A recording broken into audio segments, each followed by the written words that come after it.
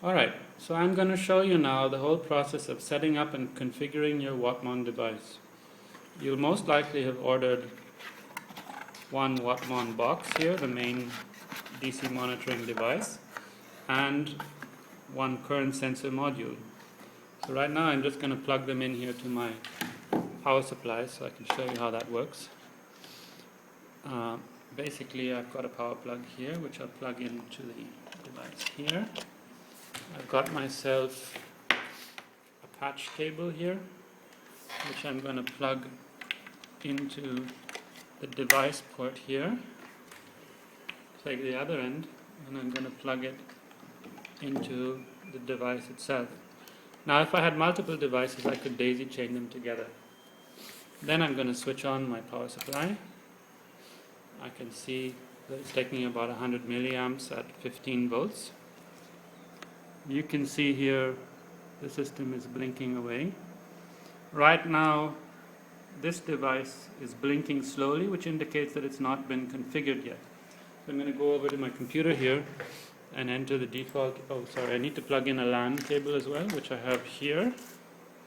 I'm going to plug that into the LAN port back here. Alright, you can see that it's blinking.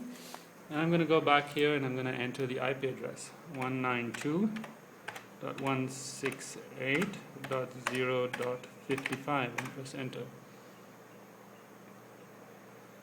Okay, so now we get our default screen. Battery voltage is okay, it's at 18.5 volts, the actual device over there was wrong, but nothing much happening. So I'm going to log in and I've got to configure my sensor. So admin and admin. I've got to go to the settings page and devices. Here you see that there are actually no devices defined yet, even though I've plugged one in. So click on add and click the scanned wired bus for new devices. It'll perform a scan. And there you see it's found the current sensor device, which is as of yet undefined. There are no roles configured. So I'm going to configure it here. I can give it a name if I want, such as dev1. And under the current one, which is the left one, I'm going to specify that this is a solar DC input to the battery. Under the current 2, this is going to be the bidirectional DC to the battery. I'll leave the pole interval at 300 and leave the device enabled. Click update the settings. And in order for things to work properly, it's best to reboot the device. So click under settings and click reboot. This takes not more than about 2 to 3 seconds.